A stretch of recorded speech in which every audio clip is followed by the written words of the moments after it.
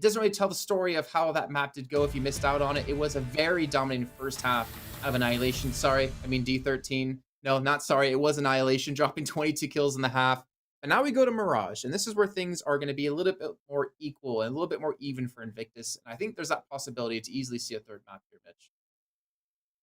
Yeah, definitely. The possibility to bring us over into a third map is 100% there. And you might look at the performance previously by Invictus and think, yeah, but they didn't do too well on Vertigo, or they could have. I was mentioning in the pre-show, I thought D13 would take that. I think everyone agreed that Vertigo was a pretty one-sided map for D13 all in all. But even at 16-5, we were saying that, look, or 15-5, excuse me, we were saying that Invictus had a pretty good chance to bounce back here. This is a ground where they're very, very comfortable. I mean, just to look at some of the past games that they've played, obviously Lucid Dream came super close, but they did stomp Mazalai. They beat Vici here, not once, but twice in a row. Lost to Tiger 16-14. There's nothing that here that says they're bad in any way on Mirage. The thing that I'm worried for is if Annihilation continues to show up on a map like Mirage, he's going to have so much more space to work that AWP. I mean, that's going to be, I think, more difficult. I think Vertigo is still one of those maps that a lot of teams haven't necessarily practiced or fleshed out everything that they need to. And then you look at D13's, track record on this map. Well, they beat Tiger 16-14. That was just on the 8th, so 2 days ago. They lost to Divine Vendetta 16-11. They lost to Lucid Dream 16-6. They lost to BTRG. They lost to Invictus 16-6 back on the 23rd of May. So it's not really a great map for them. But like you're saying, it can kind of come down to how the teams are feeling on any given day. If Annihilation, like you said, replicates his performance from before, then there's definitely a chance they could pull it off as we move through now into the pistol round. Looks like D13 starting off on the T side and Invictus over on the CT. Yes, indeedy. We're looking at a T side for D13, which isn't too surprising considering they picked this map, right? Oh, am I getting complete? No, Invictus picked it up. Invictus picked it, so D13 decided to start on the attacking side. Interesting. With that, I mean, look, I can see logic behind it. They were dominating those earlier duels. Annihilation on the AWP was the one showing up on T side Vertigo specifically. So I guess it makes sense. It definitely shows a lot of confidence in their ability, but oh, they're being shut down straight away. The bomb plants come through, but it's a 1v4 now for Score. He's got no armor to work. Oh, sorry, he has. He picked up the P250. He's been dropped it over. It still doesn't matter. When the USPs hit the head, Kevlar doesn't come into play. That's a defuse coming through for Invictus. A full 10 second. P250 recovered. Nothing too immense. The problem here, Jason, is that they have allowed D13 the bomb plant. And so they'll be up against a pretty decent force buy, I'd imagine. Well, if they want to go for it, I'm assuming we're going to see it. We didn't see Invictus go for it last time, but that was maybe due to the fact they had to chain a lot of rounds together, or looking to. Seems like with just a couple seconds left, D13 won't be going for that. So just the okay, never mind. The last second they changed things up. Saw 4 Galils and an AK. They had more kills in that last round. Maybe we could have seen a couple more AKs come to life, but we do see one smoke, one flash left for Rate. Trying to get very passive towards the top of mid for them to make sure they're not going to get aggressed on. And if they did, they could pull off a kill. Not sure how I feel because Tamir doesn't even have Kevlar. Kind of the lone wolf here looking to maybe trade some frags out. These SMGs can definitely just destroy them in this round. And look at this, they actually might get aggressive. Be apartments, and Tamir's gonna be the one watching. He's got the bomb again, no Kevlar, so if they push into this, he should ideally be flying and go for the peek in towards middle, I would guess. Doesn't have the best weapon for it. Maybe they're actually gonna boost into this Score. I'm gonna watch it. There is a push. That's the one smoke they had, now gone. All they know is here now. The SMGs for Invictus look to farm that little bit of extra cash, but flying so far, he's not having the reward that he was hoping for, not reaping what he's sown, unfortunately. And as Zoe comes through, a headshot, that's going to be an AK, and the bomb dropped. That is huge. Another kill by Viva down towards short, and all of a sudden this round is back in their favor. Even with the return to Destroyer, they have the bomb, so they don't need to rotate, they don't need to play super loose. 2 AKs and a huge HP advantage. This has just become so much more difficult for D13. It started out pretty damn well. Looked like they might have had it, maybe not in the bag, but Certainly it was teed up right next to the hole, just needed the little tap it in. But oh man, that nade has ruined their life. Got eaten by the alligator. Wait, what? You know the Happy Gilmore? Just tap it in. Yeah? The alligator with the hand. No, I get it. I just don't know where the reference came from on that. Look, as I said, the round was basically theirs, right? It was like lined up at the hole, just needed to tap it in. It was a loose one. It was a loose reference. Okay. I mean, anytime you get Happy Gilmore references in a broadcast, I'm happy. It's a good time. Just hopefully none of his rom-coms, which we very more. I mean, I've been eating the right food for it today anyways, so got my Subways in. You gotta stop saying that. You gotta make them pay you for that. I'm giving them a sample first. This week is for free. Next week, if they want continued promotion, I need a free footlong. I'm not gonna lie. If I ever got sponsored by like any food place, I don't care who you are, I'd probably eat there every day at least once a day. Oh yeah, you'd be dead. You'd be dead by the time you're 35. So in a few 3 years? weeks. What? Well, a few weeks. Excuse me. Well, clean round coming in for Invictus. Just a couple of P250s for D13. Wasn't really expecting too much in that round. And we were wondering, will Annihilation still have a performance of the first map? And as we can see, currently no. 0 kills for him. A little bit more of a rough start. But here's the AKs. Here's the first real full buy for D13. They're up against still one SMG for flying. So I almost expect him to get aggressive somewhere. Maybe try to push top of mid or maybe push underpass. And he'll be going for the underpass play. Information going to be given up to him here. Maybe they can even start to rotate players away from B. And you can see Oi pushing up as well a little bit, just trying to maybe help out Flying if he does come into contact with anyone. But they spot no one, so Oi's going to rotate straight over towards A. Now Sage gets aggressive in towards middle. The Execute's going to come in on the A site out of D13, but Destroyer's already going to take the first casualty. Diva surviving around that smoke. That was perfect. Eventually taken down by Score. The man advantages are firmly secured for Invictus. And these rounds are going a whole lot better than the start of Vertigo. This buy round for D13 looked more like an eco with how it's fallen apart. Look at that flank. Annihilation has no idea. Free upgrade for Flying. Nice kill.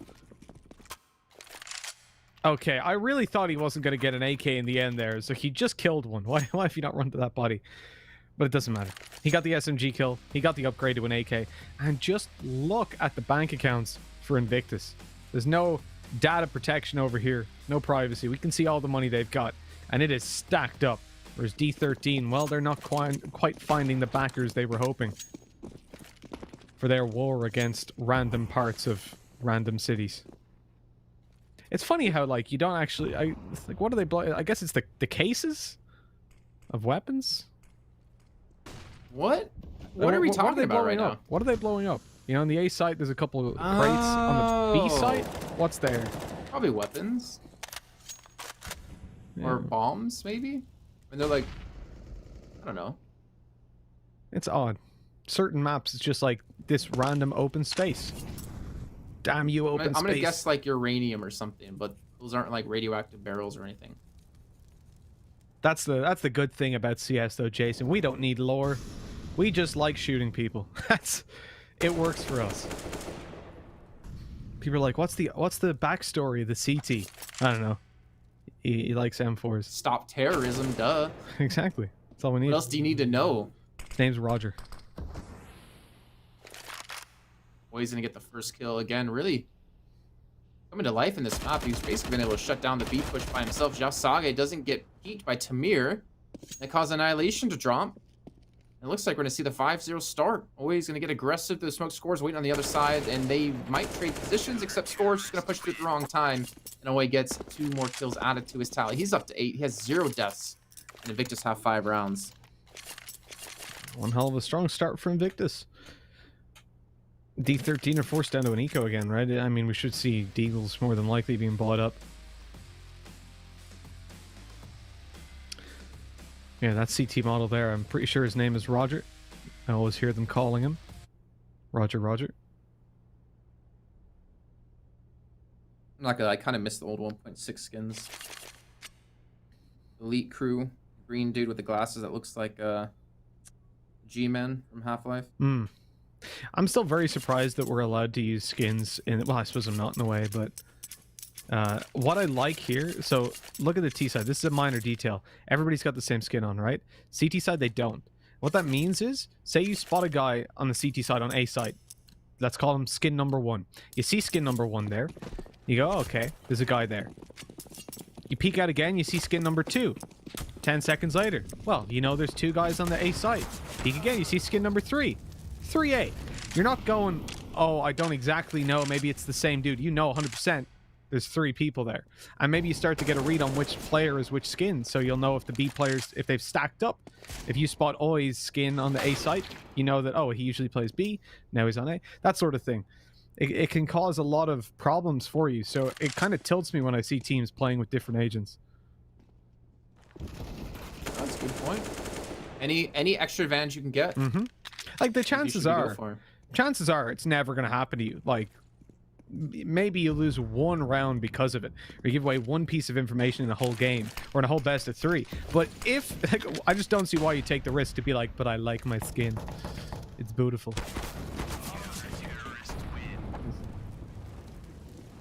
They're not being punished for it either way. Yeah. Not causing any problems at the moment. I mean, 6-0. D13, I mean, they've been close a couple of times, but in reality, not that close, though. This has been a dominating performance. And I say this, but at the same time, I talked about this in almost, every game we've casted now, is that we see these streaky rounds. We see this happen many times. But that doesn't necessarily mean the other team can't bounce back. And in fact, I think it gives you more of a chance for that to happen. We have seen teams take 6, 7, 8 rounds and then lose the next 6, 7, 8 rounds. But it seems like these have been, just so dominant, like we just saw on Vertigo. Just kind of a twist of fate.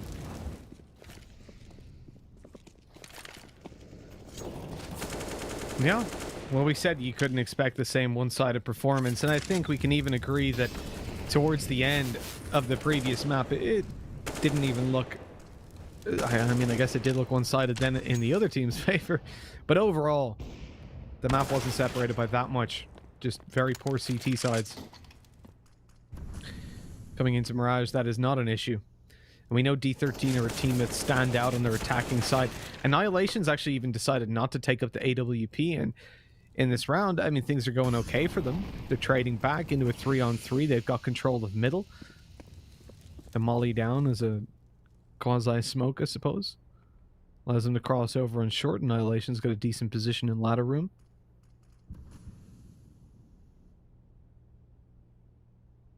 And looks like they are going to be hitting the B site, but Invictus have already made that read. They're taking so long to move along towards this site. And Mr. Cap, he was going to be selling the fake, but then he goes back and... I don't know, this is very poorly played out. See, Viva's being spotted. Oh, Oi's dead. They know that Viva's on bench. I thought they were going to surprise him. I thought maybe Oi had the position to catch them off guard down below Van. But no, he just swung out and looked for the fight on short. And that's completely ruined the whole plan. You saw which model was there and they knew, Mitch. Perhaps. You never know, Jason. What happened to the D13 who had that confidence and like no care in the world to just rush, to be quick, to be fast paced? It seems like the slower they play, the more of a struggle they put themselves into. And I can understand here trying to look for some kills. Tamir, a nice little opening towards the A site, and they get, I guess, a little bit lucky that Annihilation is able to hold from that angle to give them some pretty good cover. But I want to see them pick the pace up, and I understand on Mirage it's definitely a harder map to do so. You have to be punished. It's a map that everyone knows how to play. Vertigo, I think a lot of teams are still adding that to their repertoire.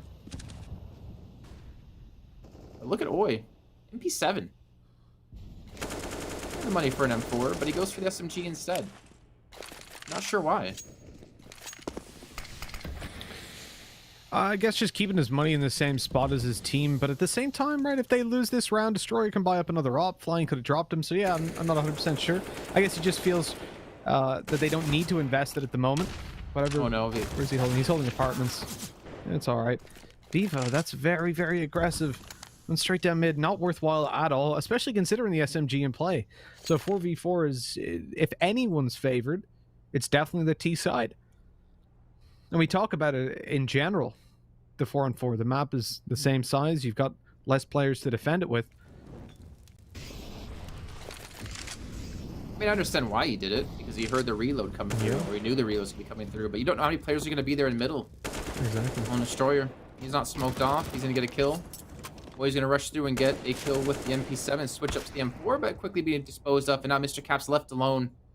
And the back-to-back rounds, I don't think are going to be happening here as Destroyer closes it out with a 3K. 7-1 for Invictus.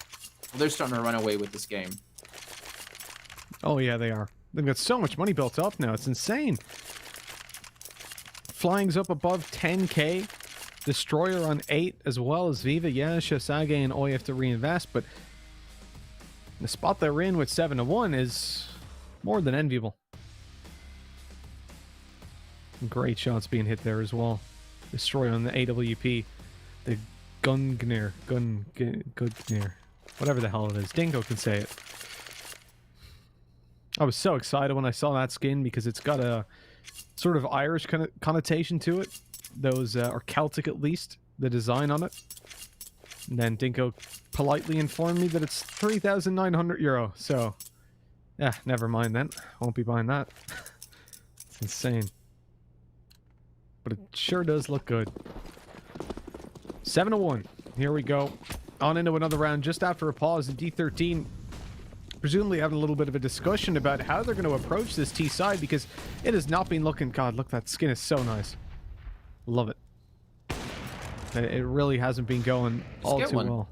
Oh, yeah. Let me just dump 4K on the skin. Why not? I mean, that's like half a day rate for you. I think you can afford to part with that. Oh, dude, I got 100K a map. What do you mean?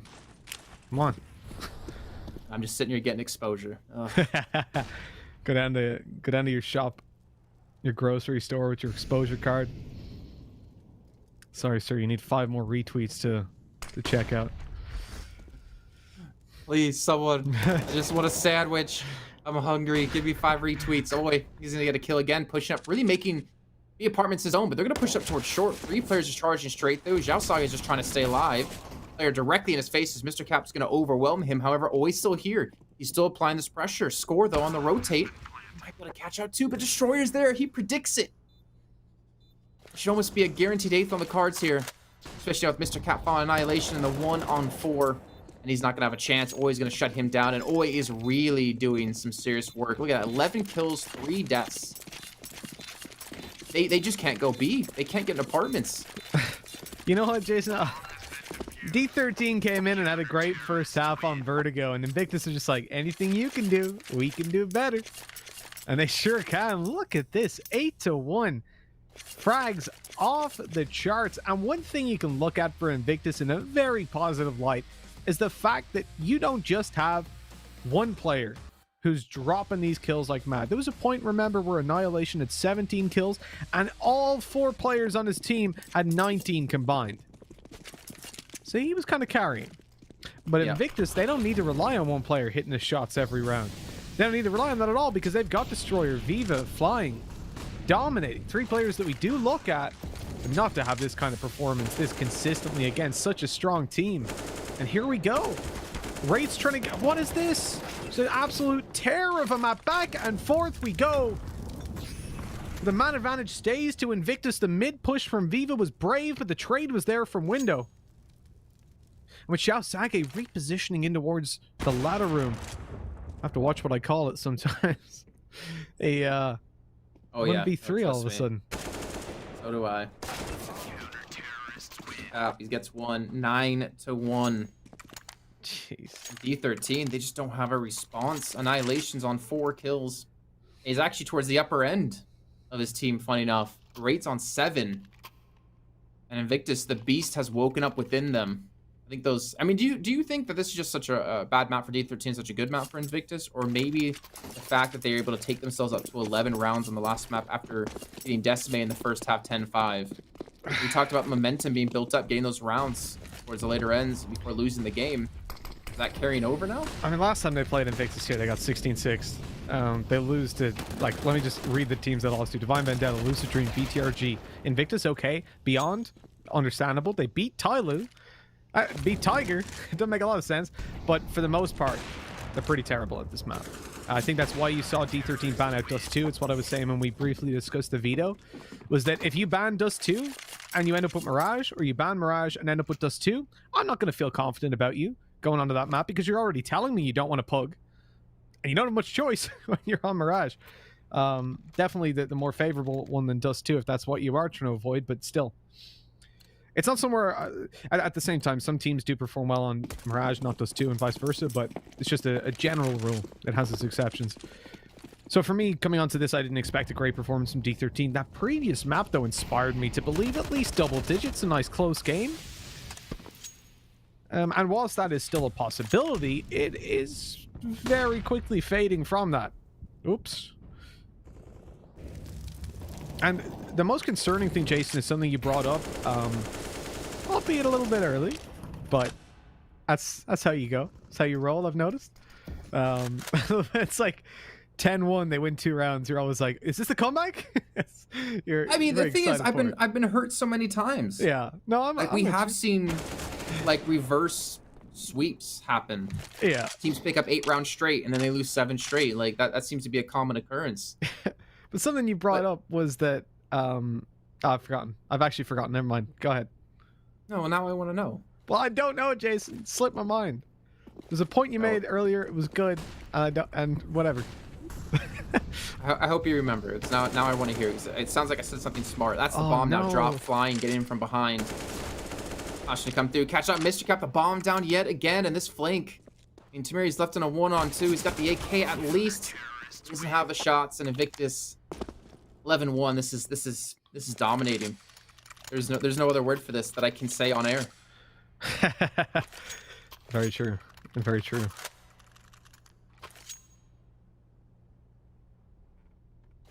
Yes, Jason, the point you're making. Okay, there we go. I got it again. Just took me... I hate when that happens. So, for D13, you mentioned earlier on that they were lacking their confidence. I was coming into second buy round, and they definitely were, but I was thinking, you know what? They are at the moment, but they'll get a grip on it. Start coming back. No, look at how they're playing. Very quiet, very passive. Now, here we go. A little bit of aggression through the smokes, though, and that does not go all too well. Even at flying, looking at his teammate like, why are you shooting me, bro? What's going on? But little did he know his life was just saved.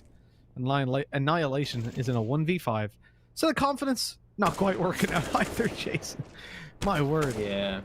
I mean, there's confidence, and then there's just blind rushes. I had to find a very nice way to phrase that. Rushing through smokes, jumping down the site. I don't know. Maybe if you got pistols, I'll accept that strategy, but not in the full buy. I'll accept it, honestly. Because nothing else has been working, right? I'd rather see them try something a little bit new, albeit not necessarily 100% smart, to try to get around. Just dive headfirst into a meat grinder, see if you can break it. I mean, have you seen my nose? It's very possible that can happen. You wouldn't need to dive in, just stand about 3 feet away. Oh man, I can do a handstand on my nose. Hey, flying, just okay. I want a gun out of the map. Wants to switch things up. Didn't actually catch what he had, but either way, they got the money to support it. And you got Zhao Saga a little bit low, but you got flying on 14k. I think more importantly, we're seeing no one really hit shots on D13. I mean, even strategy aside, just the same shots are just not landing from the game before. You can see Rate on 9 kills. Viva, he just pushes up aggressively again. Gets him the initial frag. Rate's on 4 HP, but always going to be on 8. No, he does have the backup. Saga is going to be here. Tamir's going to respond, so flying will fall. Finally, we're going to have, well, I was going to say things a little bit more equal until Destroyer took down Tamir. And again, that was a push out of apartments, I believe, or towards Palace. Well, I will say Destroyer, it does what it says on the tin. He has been delivering this series. And I doubted him versus Annihilation, and we even saw it. Right, coming into the himself and Viva on the previous map. But right here, there's no contest. It's a 2 versus 2? The HP is very low, but you can't deny it's doable. 30 seconds to go get that bomb on top mid, and that's where the problem emerges. Destroyer has no idea where this... Well, they've spotted him. Never mind. 13-1. Wow. I mean, this is ridiculous. It really is. Let me go check what happened last time. I know I said it was 16-6.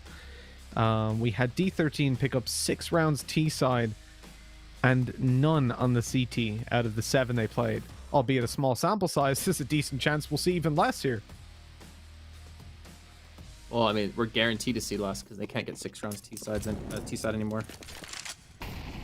Oh no, but I mean when they go to their CT side, we only saw 7 rounds of their CT side last time they played, and they lost all 7. But we could very well only see 2 if this goes 14-1. I would also be, correct me if I'm wrong, the most one-sided half of the tournament so far. Oh my God, Viva! What is that? 3 kills through the smoke as well on the spray down. And a 3v1 now. Annihilation again alone, and he didn't know Xiao Sage was behind him. Luckily, Jason, the one positive thing we can take away for D13 there was that they didn't have the disrespect to knife Annihilation a second time. See, here but I would have again, loved to see it. Tell me that those kills were not through smoke, and only one of them said it was. So there's definitely still problems with the kill feed. It's being worked on. I don't think that's, you know, a huge priority. You know, you said 14-1, biggest scoreline we've seen. I'm just looking through my notes, and I think I could be pretty confident without even looking through all of it that you're right. Yeah, I don't even remember 12-3. Pains me to say. I think we have had 12-3s. Yeah, 13-2s we've had. Oh, really? Tiger versus Lucid Dream. That was on Dust 2. Oh, fair enough. Well, Invictus have got the trophy for now anyways. That's... Invictus got 13-2'd on Nuke against Vici. Oh, yeah, that was a horrendous map. But, I mean, you're right. Like, we've definitely not seen this, and this could be over before really D13 even has a chance to bounce back. They do get the first kill into flying. First round going to be an absolute necessity for them. Okay, all right, some damage being done. Still worried though, even if D13 pick up this round, you know, we could see the Deagles come out of Invictus. Oh, okay, that's a little bit of overconfidence. Why peek that twice? Oh man, here we go, turning up at last. D13 possibly getting more kills in that round than they ever did.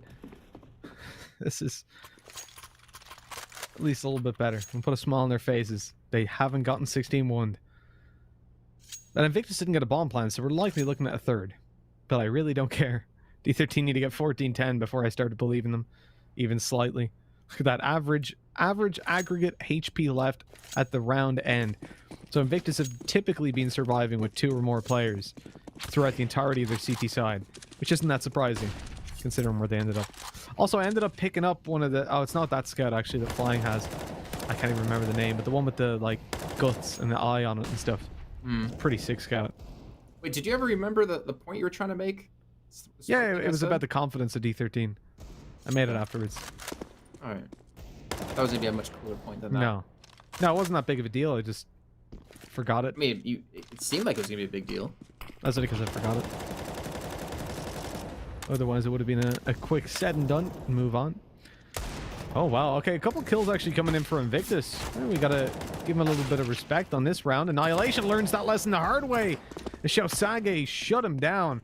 And eventually, it's left in 1-on-2. They're pushing him down. He's only got the Deagle. Oi, one more shot needed. And he got the chances. Oh, that's such a bad round for D13.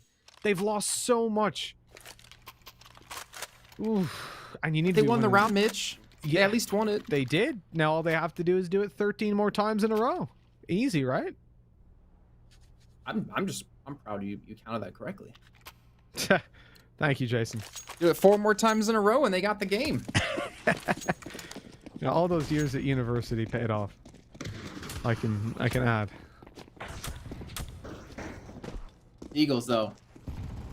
I mean, this is super doable for Invictus just from what we've seen of Deagles alone. You know, obviously I'm not going to call this as a 1 round for IG, but you gotta be afraid. I think, you know, I wonder what's going through D13's mind. Do you just kind of, all right, let's just, you know, play normal, let's not do anything too crazy, and let's just look towards the next map? Or do they specifically try to fight, you know, tooth and nail to take this? And I almost feel like you're in such a losing battle. If you can pull it off, it's obviously an amazing comeback for you, but most likely you're going to lose, and you don't want to expend all that extra energy and maybe mess with the mentality of your team. But I guess at that rate, having a strong comeback here, even if you do lose, would be a good way to get into the third and final map of Train. Obviously, a map they could be very comfortable on.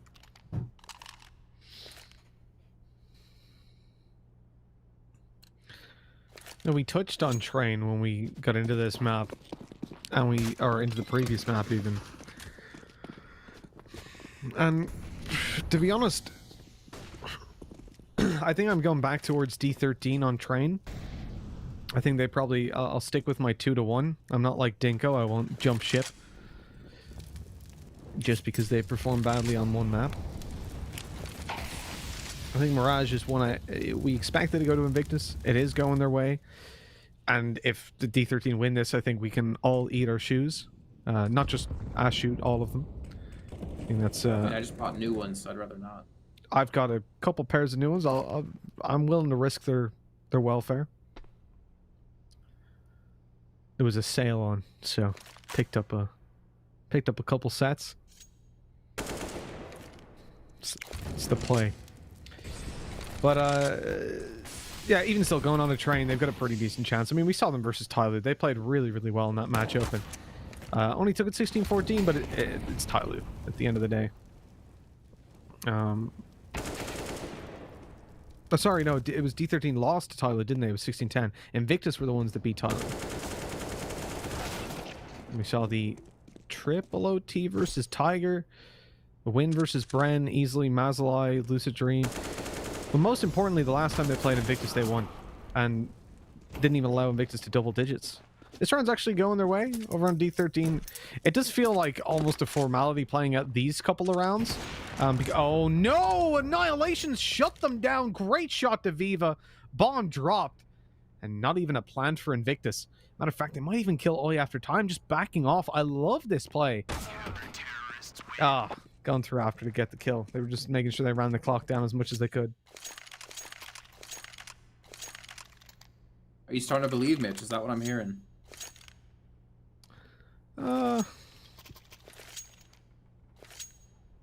reserved judgment.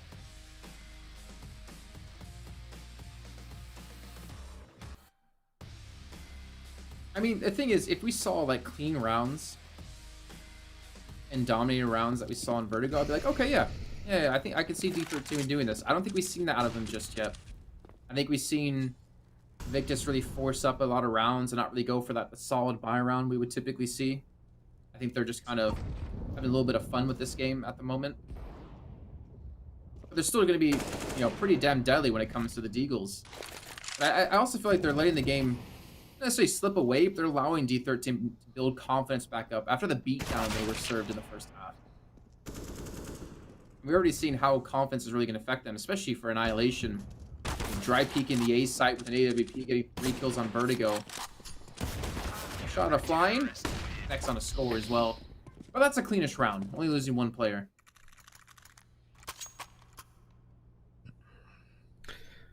Let me pull a Jason here. Is this the comeback?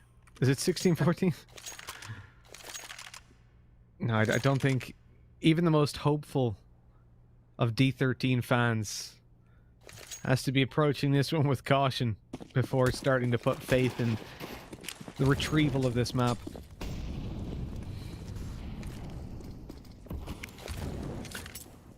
Now let's look at the positives. Annihilation, he's already shown us that he's playing on the AWP. He's here to win. Mr. Cap, he's having his rounds. Those last couple.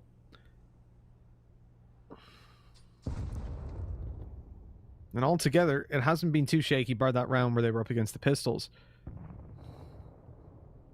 But has it been inspiring enough that we believe they're going to bring it all the way? They're going to find another 10 consecutive rounds or even 9 out of 10 to just bring it to OT.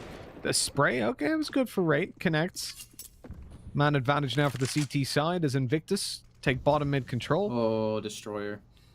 He's got through. Spotted. No noise made. That's the most important thing. So an easy kill. Cheeky one tap.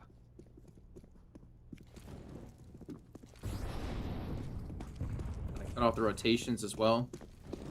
Pushing towards the side. Gonna man sandwich. Rate's gonna fall flying, just leading the way. Annihilation now needs to go big. He gets the first kill. Almost gets the spray through with the Deagle with the flashbang. Keep him out of commission. And this should be number 15. Mr. Cap 1-on-2. bomb goes down. Sorry, 1 on 3. Destroyer on 1 HP. Maybe all he needs is the 1 HP as you see him pick up the kill. And there we go. 15th round on the board now. 1 left to go to take us over onto train for a 3rd and final map. We're almost there. Halfway there. The question for me... God damn it. The question for me when we came into the second half wasn't, are D13 going to come back?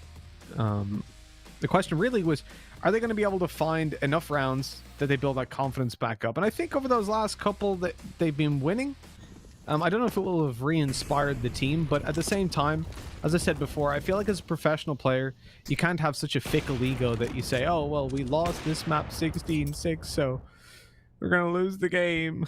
You have to be able to come in and say, look, we're not good at that map. It's fine. We've got train.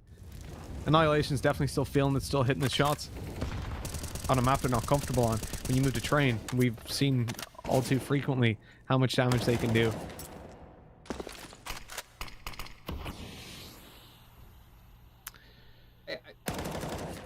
I almost want to say this is like careless aggression. Again, it's working for Rate, so I can't really knock it too much, but that play shouldn't have worked. He shouldn't have been able to get 2 kills off of that. He had no backup. He had no support. Annihilation is going to spot out Oi inside of Connector. So 2 players looking to push up from A ramp, and in the meantime, Rate said peace as he gets in towards Palace. Tough should force Oi out of the spot. Maybe it's going to spread into him. Actually, we'll get around the corner in time. Now Annihilation's going to be forced back into his own spawn.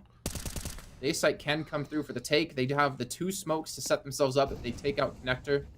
Maybe towards jungle, but Annihilation's going to take down Destroyer. Oi's going to respond. 2 on 3, and this is still going to be a tough round to win here for Invictus. Oh, it's getting a little bit easier, isn't it? Kill after kill going their way. It's all down to Annihilation. He misses the shot, and that's the end of the map. My God, what a comeback into that round by Invictus. And what a map. 16-6 as they close it out. And we're going to be moving on to train now with 2 maps. I guess they each won their own map pick. Did it relatively convincingly. Sets us up nicely for train, doesn't it?